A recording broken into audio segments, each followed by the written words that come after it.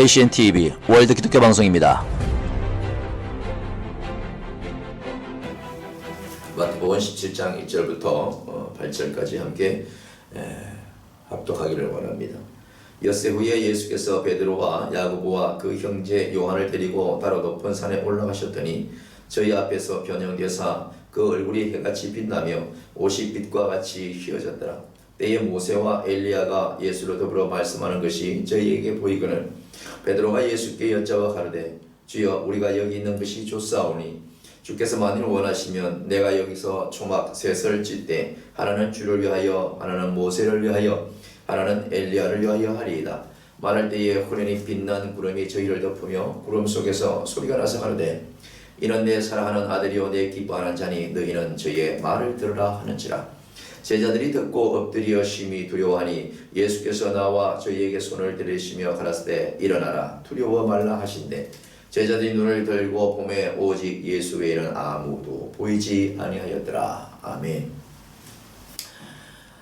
지금 산천초목이 하나님의 그 축복으로 한 겨우 내내 나무들마다 잎새들마다 다 앙상하게 말라서 죽은 것처럼 병들어 있는 것처럼 보였던 그 모든 산천초목의 아름다운 대자연의 작품인 이 모든 것들이 지금 많은 잎들이 새로 나오고 있고 아주 잎이 무성하게 자라며 아주 모든 꽃나무들은 이루 말할 수 없이 형용할 수 없이 아름다운 꽃을 지금 만발하여 그를 지으신 그를 만드신 하나님을 찬송하는 것을 우리가 늘 대자연을 보면서 알 수가 있습니다.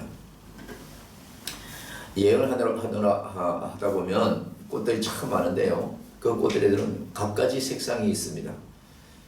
갖가지 색상만 있는 것이 아니라 마치 무지개 색깔처럼 빨주노초 파남보처럼 갖가지 색깔만 있는 것이 아니라 그 색깔에 맞는 향기가 다 다른 또 그런 꽃들을 보면서 우리 하나님께서 얼마나 그렇게 참 아름답게 지어서 우리의 마음을 평안하고 우리를 즐겁게 하셨는지를 우리가 알 수가 있습니다. 이 땅에 사는 동안 우리는 저 나무같이 앙상한 나무같이 보인다 할지라도 때가 되면 잎이 나오듯이 지금은 혹 삶 가운데 정말 하나님이 보시기에 합당한 그런 열매를 맺지 못한다 할지라도 꾸준히 하나님 말씀을 붙잡고 늘 기도하며 믿음 생활에서 달려나갈 때에 하나님의 은혜로 때가 되면 잎이 나고 꽃이 피고 열매 맺는 향기나는 그러한 저 모든 마음물처럼 하나님 앞에 기쁨이 될 줄로 믿습니다. 예수님이 이 땅에 오셔서 복음을 전할 때에 많은 제자들을 두셨죠. 그 제자들이 늘 예수님을 따라다니면서 깨닫는 자도 있고 그렇지 못한 자들도 있는데 여전히 저희들도 마찬가지죠. 하나님 말씀을 본다고 하지만 때로는 하나님께서 영을 열어서 말씀을 깨닫게 하실 때도 있지만 그렇지 못할 때도 있는 것입니다. 성령님을 통하여 말씀을 볼 때마다 깊이와 넓이와 그 높이를 깨닫게 하실 때도 있지만 도무지 그 은혜를 정말 깨닫지 못하고 말씀을 깊이 있게 깨닫지 못할 때가 많은데 오늘 이 말씀에 보면은 예수님의 그 영광스러운 변모에 관해서 제자들이 보면서도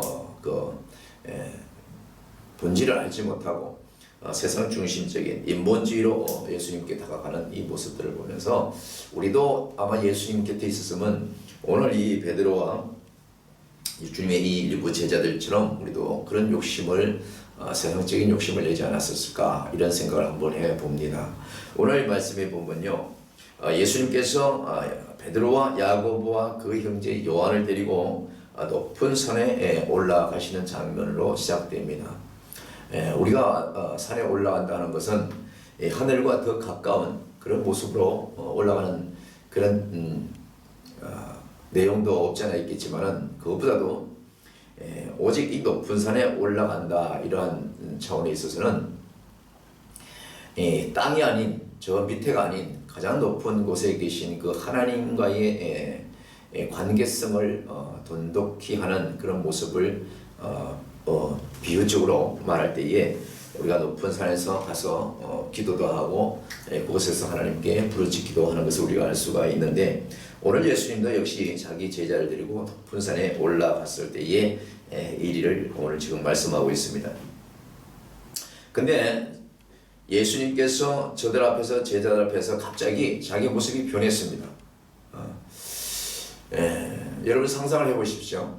친구들과 몇 명이서 산꼭대기에 여행 간다고 갔는데 갑자기 그 중에 한 친구가 눈이 부실 정도로 그에게 광채가 나고 빛이 나고 정말로 이루 말할 수 없는 높은 위험이 있는 사람으로 변형돼서 그 순간 잠시 모습을 보인다고 하면 아마 주변에 있는 사람들이 아마 놀라지 않겠습니까? 그것처럼 오늘도 함께 간 이 베드로와 요한과 요한도 함께 올라가신 예수님의 모습이 갑자기 변한 그 모습에 놀라지 않을 수가 없는 것입니다.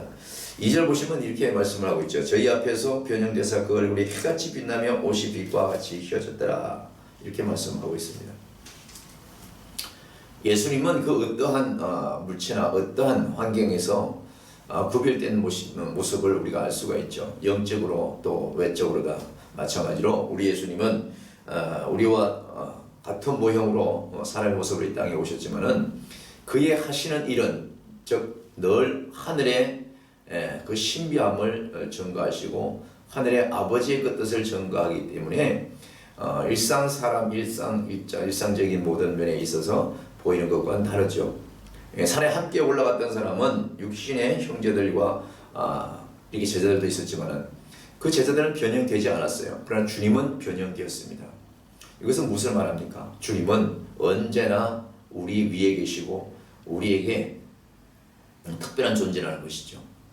또한 그 모든 것에 하나님께서 역사하시는 그 모습을 보면서 그 예수님이 모습이 변형됐을 때에 뭐라고 말씀하셨습니까? 해같이 빛이 났다고 그랬어요.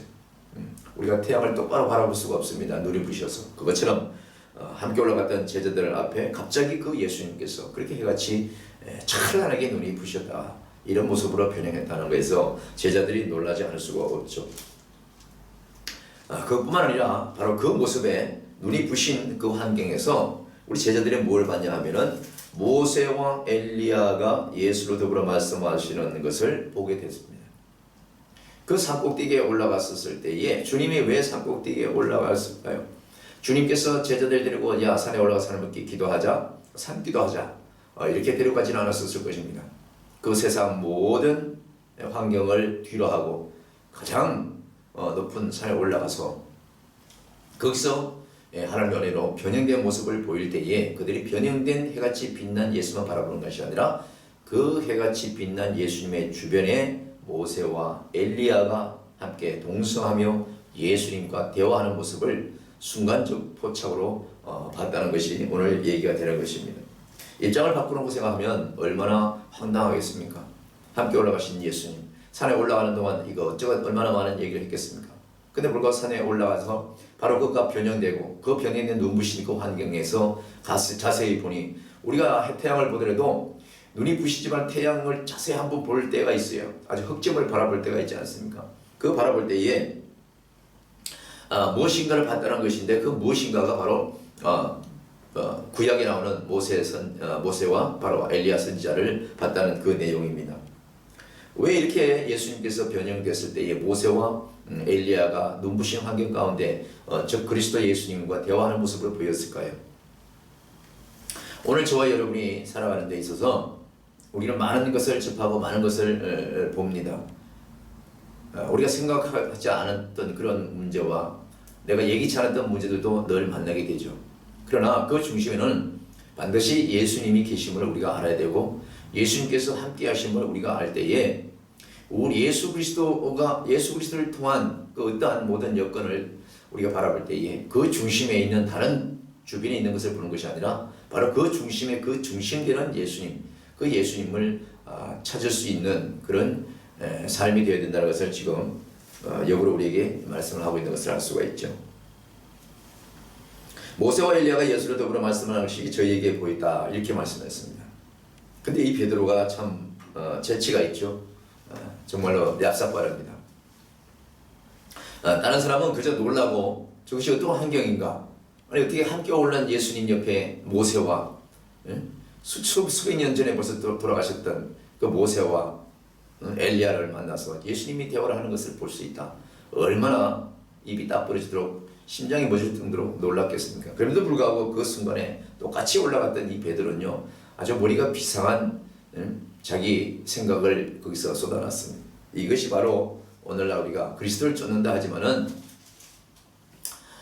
주 예수여 의시옵소서 늘 찬송을 하지만은 실상은 주님은 천국에 그대로 계시고 나는 이곳에서 천년만년 행복을 누리고 즐거움을 누리고 살고자 하는 것이 인생의 욕심들인 것이죠. 오늘 베드로도 순간적인 그 찰나에 다른 제자들은 아무것도 두려워서 얘기를 못하는 가운데 있었는데 베드로는 바로 이렇게 얘기했습니다. 4절 보실까요? 베드로가 예수께 여짜와 가로되 주여 우리가 여기 있는 것이 좋사오니 주께서 만일 원하시면 내가 여기서 초막셋을 짓되 하나는 주를 위하여 하나는 모세를 위하여 하나는 엘리야를 위하여 하리다 이렇게 말씀하고 있습니다. 베드로는 저와 여러분이 잘 아시다시피 고기 잡는 어부 전문가였죠. 근데도 불구하고 그 바닷가에서 태풍과 싸우며 비린내나는 그 모든 직업을 버리고 선지자 대신 메시아 대신 예수님을 만나서 그 모든 생활의 틀을 다 버리고 고향을 버리고 예수님을 따라왔던 그 수제자 중에 한 사람이죠.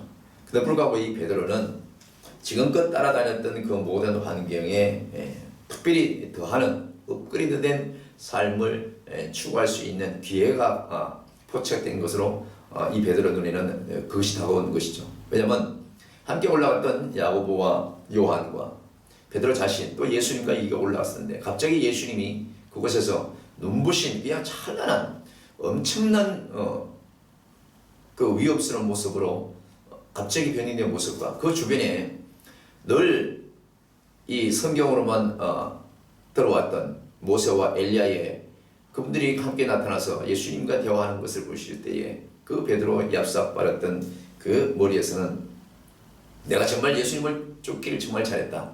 내가 고기 뼈를 버리고 고기 잡는 일은 이 천한 일을 버리고 내가 이분을 따라오길 정말 잘했다. 그래서 내가 이분을 따라와서 보니까 그동안에 이런저런 일도 있었지만 오늘 이렇게 정말로 높은 산 꼭대기에 올라와서 예수님이 변형된 모습과 예수님이 정말로 구약 성경에서나 나타났던 그 말했던 엘리야나 모세를 만나서 함께 얘기를 나눈 거 보니까 이것만큼 더 정말로 좋은 것이 없고 예수님 앞에 줄서기를 너무나 잘했다. 이런 차원으로 사람의 생각으로 접근할 수 있다라는 것을 생각한다면 당연할 수 있다라고 생각하는 거죠. 베드로가 예수님께 물을 때에 그가 한 얘기가 바로 그것을 뒷받침해 주는데 베드로가 예수께 여짜와 가로되 주여 우리가 여기 있는 것이 좋사오니 더 이상 방황하지 말고 더 이상 유람하지 말고 전부 팔도 다니지 말고 베드로는 그 생각인 거죠. 고기 잡는 사람은 고기 잡을 수 있는 배를 가지고 나갈 수 있는 그 우리가 한계가 있습니다. 지금은 뭐 여러 가지 아주 훌륭한 엔진 기어가 달린 그런 큰 과학적인 배를 가지고 가기 때문에 지구 반대까지도 바닷길이 있으면 다 가지만은 베드로가 고기 잡았었을 때의 그 고기배는 육지에서 나갈 수 있는 한계가 있는 것이죠. 왜냐하면 너무 멀리 나가면 돌아올 수 있는 거리도 그만큼 멀기 때문에 베드로는 그 모든 삶이 지난 삶이 힘들었던 것이죠. 고기 잡아서 먹고 사는 사람들은 늘 생명이 내가 오늘 바닷가에 나갔었을 때 어찌 될지 모르는 그런 위험성에 늘 노출되어 있죠. 그러나 출렁이는 바다에서 저 육지에서 밭을 메고 김을 매서 밭에서 먹고 사는 사람을 본다면은 어떻게 보면 반대로 부러울 수도 있는 것이죠. 부러울 수도 있는 거예요. 그러나 상황은 우리 모두에게 인생의 상황은 다 각자에게 주어진 그런 환경에서 살기 때문에 농부 입장에서 보면 또 어떨까요? 농부는 어떻습니까? 이 봄에 항상 밭을 다시 갈아엎고 씨앗을 뿌리고 싹이 나고 잎이 나고 봄, 여름 지나서 가을에 추수를 거두는 그 오랜 시간이 있지만은 밭에서 일하는 사람들이 저 바닷가에서 배를 타고 나가는 배들을 보면서 그렇게 생각하지 않겠습니까? 저들은 저 바다에 고깃밥도 주지도 않고 고기를 키울 수 있는 어떠한 그것도 수고하지 않은데 그물만 나가지고 가면 배를 타고 그물만 가지고 가면 일용할 먹거리를 얻을 수 있는 저 고기 잡는 사람이 부러워하지 않았겠을까 하는 생각을 해봅니다. 이렇게 자기 위치에서 자기 처지에서 생각하면은 항상 남의 것이 부러울 때가 있는 것입니다. 그래서 우리나라의 속담에 남의 떡이 더 좋아 보이고 끔찍한 그런 모습도 우리가 늘 듣고 자라는데, 베드로가 지금 아차 살아날 순간에 그 생각을 한 거죠. 아, 이렇게 정말 좋은 곳에서, 공기 좋은 곳에서 예수님이 엘리야와 모세와 얘기하는 이 모습에서 더 이상 좋은 곳, 더 이상 힘들고 어려운 저 하늘 세상 밑으로, 다시 말하면 하산에서 세상에 속해서 살고 싶은 마음이 없는 그런 순간적인 자기 속마음이 드러난 모습이라고 볼 수가 있죠.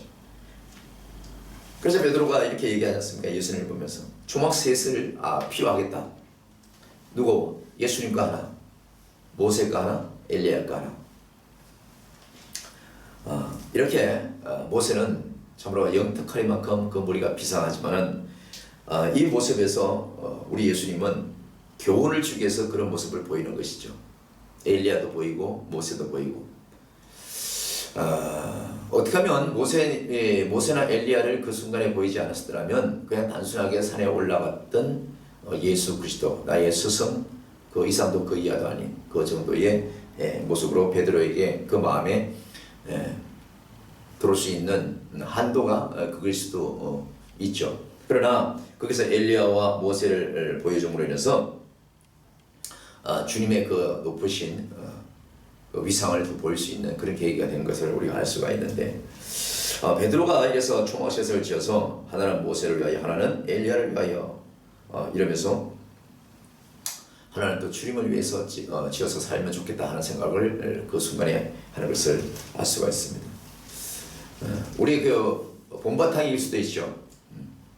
이 시대도 목회를 하면서 물질이 많고 성도가 있고 모든 것이 늘 형통하면 정말로 유유적적 때에 따라 즐겁게 찬송하고 예배드리고 나머지 또 시간을 또 여행도 하고 또 누릴 것은 누리고 즐길 것은 즐기고, 아마 이런 욕심이 누가 없다고 말할 수가 있겠습니까?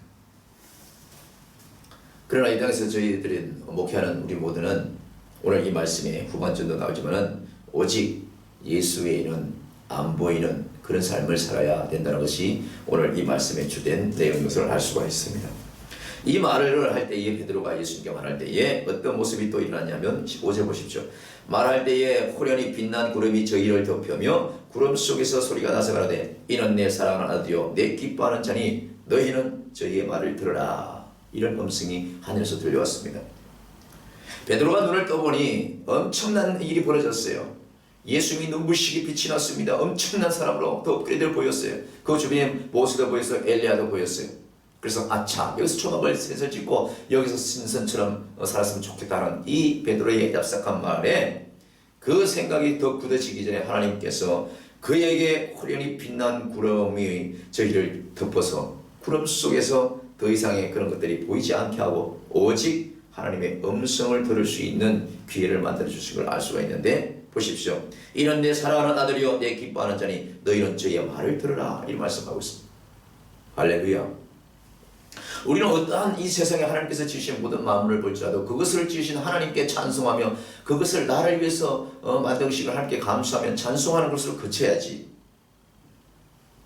그것이 내 안에 주 예수 그리스도보다도 하나님의 음성보다도 하나님이 우리 주신 그 사람보다도 더 많이 내 안에 들어온다면, 내 생활까지 들어온다면 그것은 저와 여러분이 호련히 빛난 구름이 저와 여러분을 덮어서 오직 구름 속에서 소리를 들을 수 있는 그런 환경을 반드시 하나님께서 우리에게 제공한다는 것을 알아야 되는 것입니다. 오늘 베드로가 계속해서 모세와 또 엘리야와 예수님과 계속 얘기하면서 그 엄청난 얘기가 계속 진행된다고 생각해 보십시오. 베드로는 얼마나 거기서 더 업되고 얼마나 그 찬란한 많은 생각을 할 수가 있겠습니까? 그러다 보면 자기도 어느 순간인가 예수님과 엘리야와 모세 그 나열에 함께 속한 자라고 얼마나 어깨에 목이 힘들어하고 교만해지겠습니까? 오늘날 많은 그 사람들 많지 않습니까? 큰 교단에 또 큰 교회에 일부 목사님들, 성도가 많은 그런 게 목사님들, 그분들이 어디 나갈 때에 어떤 모임 올 때에 작은 교회 목사님, 정말 지하에서 어렵고 힘든 가운데 목회하는 목사님들, 그 목사님들을 보면 옆에서 사진을 찍으라고 그 옆에서 억지로 끼어 들어가고 말이죠. 무슨 친한 것을 보여주기 위해서 함께 그들, 내가 다 저분들과 다 안다고 친하게 지낼 수 있는 그런 관계성을 자랑하듯이 말입니다. 그런 모습 다 연출하지 않습니까? 이것이 얼마나 어불성설입니까? 그 많은 교회, 그 많은 성도를 그린 그 목사도, 작은 교회 주의 종, 그 성도 없이 시작하는 그 목사도 그들 누리는 오직 이 땅에서 그 어떤 것도 호련히 하늘에서 구름이 덮이고 그 모든 것을 눈을 가려서 그들 귀에 하나님의 음성만 들어야 되고 그들 누리는 하나님 예수 그리스도만 보여야 된다는 것을 분명히 말씀하실 텐데, 우리 속에 너무나 세상 것으로 가득 찼기 때문에, 세상의 욕심과 세상의 정욕으로 가득 찼기 때문에 예수 그리스도 그의 모습과 그의 음성이 들리지 않는 이 안타까운 삶에 우리가 살고 있습니다. 5절 보십시오. 말할 때에 호련히 빛난 구름이 저희를 덮으며 구름 속에서 소리가 나서 이런데 사랑하는 아들이다. 너희는 어떠한 환경, 어떠한 모습을 볼지라도 그것이 주가 되지 말고, 그것이 목적이 되지 말고 바로 내 사랑하는 아들, 제 가운데 있는 너희들을 위하여 십자가에 내놓은 내 아들을 바라봐야 되고 내 아들의 음성만 들어야 된다는 하나님의 그 크신 그 엄청난 훈계를 우리가 들어야 될 줄로 믿습니다. 이런 내 사랑하는 아들이요 내 기뻐하는 자니, 우리 하나님께서 사랑하고 우리 하나님께서 기뻐하는 자라잖아요. 누구가? 예수 그리스도가. 예수 그리스도 하나님께서 기뻐하시고 하나님께서 사랑하는 자인데, 저 가운데 있던 저와 여러분에서 십자가에 처참하게 죽음에 내놓던 우리 하나님 그 크신 은혜를 생각하신다면, 어떠한 환경에서도 어떠한 물질과 어떠한 엄청난 부가 쏟아진다 할지라도 이대로 조사오니, 모세와 엘리야와 예수님과 대화하는 그런 모습과 같은 그런 엄청난 부귀영화를 꿈꾸는 것이 아니라 내 자신을 죄 가운데서 구원해주신 예수님을 바라보고 예수님 음성을 들을 수 있는 그 근본적인 기본, 그 기본이 우리 속에 쌓였을 때에 천국이 이루어지는 것이죠. 이런 내 사랑하는 아들이여 내 기뻐하는 자니, 너희는 저의 말을 오직 저의 말만 들으라는 얘기예요. 오직 예수님만 바라보라는 얘기예요. 오직 예수님만 내 중심에 모셔드리라는 것이죠. 예수님을 믿으면 부자되고, 예수님을 믿으면 엄청난 빚도 해산되고, 예수님을 믿으면 모든 것이 해결되고, 예수님이 만명 통치 아닙니까? 예수님의 모든 빚을 탕감해주는 그런 분입니까? 그것 때문에 이 땅에 오셨습니까? 그런 예수 그리스도로 여러분, 그런 예수님으로 만들지 마십시오. 우리 하나님은 우리에게 분명히 말씀하셨습니다. 이런 내 사랑하는 요 내 기뻐하는 자라, 내 아들이라고 말씀했습니다. 당신의 아들, 사랑하는 시청자 여러분, 여러분의 아들을 처참한 죽음에 내몸에서 누굴 대신해서 사랑할 수 있습니까? 그럼에도 불구하고 일부 성도들과 일부 지혜종들은 마치 예수 그리스도만 믿으면, 복음 전할 때도 예수 그리스도만 믿으면 모든 질병이 낫고 부자가 되고 가난에서 해방되고, 여러분 예수 그리스도를 영접하면 가장 구체적인 일이 제일 먼저요, 우리에게 정말로 축복되어지고 감사거리는 건 뭐냐면, 죄 가운데 내가 죄인임을 깨닫고 회개할 수 있는 하나님의 그 영을 받아서, 내가 하나님의 자녀가 아니었는데, 마귀의 자녀였는데 내가 하나님의 거룩하신 자녀로 또 입증되고 죄사함을 받고 구원을 받고 하나님의 양자로서 우리가 거듭날 수 있고, 예수를 말미암아 구원받은 것, 지옥에 갈 수 있는 것, 천국에 갈 수 있는 것, 이것이 가장 감사하고 이것이 가장 큰 선물이 되어야 되는 줄로 믿습니다. 예수를 믿으면서도 세상의 법을 어기고 욕심을 많이 내가지고 빚을 수천 져가지고 이 사람한테 돈 빌리고 저 사람한테 돈 빌리고, 그러면서 빌린 사람의 돈은 갚지도 아니하고, 그러면서 날마다 기도를 하고, 하나님이 그런 것 때문에 스트레스 받으셔야 되겠습니까? 지옥에 갈 수 없는 영혼들을 한 사람 한 사람 그 생명들 위해서 우리 주님께서 십자가에서 죽으셨는데, 그 본질을 잃어버리고 예수만 믿으면 복을 받고, 예수만 믿으면 부자가 되고, 예수님 믿으면 모든 질병에서 치유되고, 예수님 믿으면 모든 것이 형통하고, 그것이 목적이 되어서는 안 되는 거예요. 오늘 베드로 보십시오. 하늘에서 예수님이 눈부시게 빛나고 모세와 엘리야가 그 함께 대화하시는 걸 나누고 욕심이 생기지 않습니까? 저 산 하늘에 내려가면 근심걱정 염려가 태산인데 이곳에서 신선들만 얼마나 좋겠는가. 베드로가 생각한 게 바로 그것인 거예요. 그것이 깊이 들어가서 본질을 잊어버릴까 봐, 예수 그리스도의 본질을 잃을까 봐 하나님께서 말하는 거예요. 호련히 빛나는 구름이 저희를 덮으며 구름 속에서 소리가 나서 가로되 이는 내 사랑하는 아들이요 내 기뻐하는 자니 너희는 저의 말을 들으라 하는지라. 할렐루야. 예수 그리스도를 바라보며 예수 그리스도를 그 음성을 들으며 우리 삶 가운데 예수 그리스도가 본질이 되어야 되는, 중심이 되어야 되는 거예요. 6절 보십시오. 제자들이 듣고 엎드려 심히 두려워하여 하늘에서 그런 음성을 들었을 때 제자들의 속에서 아차, 생각을 잘못했구나. 내가 뭔가를 착각했구나. 저 예수 그리스도, 저 메시아 예수 그리스도, 저분은 내가 고기 잡는 일, 그 구전 일을 해방시키기 위해서 나를 부르는 것이 아니라 오직 하늘의 복음을 전하며 죄 지은 모든 백성들을 하나님 앞으로 인도하는 그런 사람 낚는 업으로 나를 선택하셨는데 내가 한순간 모세와 엘리야와 구름 속에서 함께 빛나는 삶에서 얘기하신 걸로 내가 한순간 착각했구나. 교만이 들어갔구나. 세상 욕심이 들어갔구나. 그래서 그들은 심히 두려워 떨면서 그 자리에서 엎드려 하나님께 자기 자신을 낮추는 것을 볼 수가 있습니다. 7절 보십시오. 예수께서 나와 저희에게 손을 대시며 그때에 말씀하셨습니다. 일어나라. 두려워 말라. 우리는 항상 세상 걸 추구하고 욕심을 내고 많은 사람을 관계 속에서 자기 유익을 구취하기 위해서, 자기가 출세하기 위해서 많은 사람을 그저 사귀기 위해서 총회도 몇 군데, 노회도 몇 군데 이러면서 사람을 교제하고 다닙니다. 그러면서 태어난 즉 양의 탈을 쓰고 안 그런 척 했더라. 안 그런 척 했더라.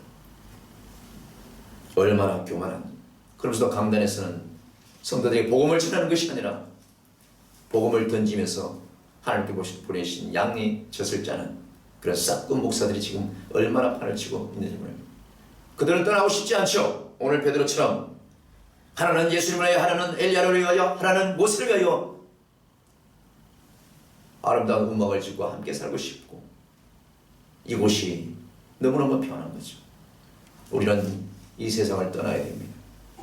이 세상에 여행 온 여행객과 다를 바가 없는 것이, 여행이 끝나면 우리는 반드시 텐트를 다 거두고 떠났던 다시 고향으로 돌아가듯이 저와 여러분은 우리 주님이 계신 곳, 우리 하나님께서 계신 그 아버지 곁으로 다 가야 됩니다.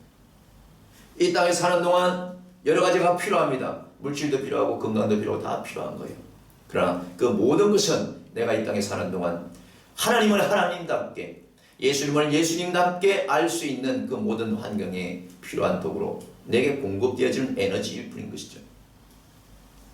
하나님을 하나님됨을, 예수님을 예수님됨을 우리가 알고 그분이 본질을 깨달을 수 있는 그 은혜 가운데 우리가 살아갈 때에 오직 이 땅에 사는 동안 우리가 천국을 미리 예습하고 가는 그런 은혜가 있는 줄로 믿습니다. 예수께서 나와 저에게 손을 대며 가라사대 일어나 두려워 말라. 제자들이 눈을 들고 볼 때에 어떤 일이 났습니까? 마지막 8절입니다. 제자들이 눈을 들고 보매 오직 예수 외에는 아무도 보이지 아니하더라. 할렐루야. 바로 이것이 정답인 것입니다. 이것이 우리의 인생의 정답인 것이, 그 많은 눈에 보이는 것, 그 많은 부와 모든 것, 세상의 많은 친구들, 모든 관계성들, 그들을 나하고 함께 했을 때에, 그들과 함께 어울렸을 때에, 그 모든 물질 가운데 있었을 때에 그것들이 가장 최고인 것처럼 보였지만, 눈을 들어 다시 보니, 내 마음을 졸이고 다시금 하나님 중심을 보니 예수 외에는 보이는 게 없더라. 예수 그리스도 외에는 보이지 않는다고 고백하는 자가 바로 하나님을 제대로 아는 자고, 바로 하나님을 바로 쫓는 자인 것입니다. 여전히 세상 부귀 영화를 쫓으면서도 예수님은 외형으로 보인다면 아직도 그 사람은 그 주변에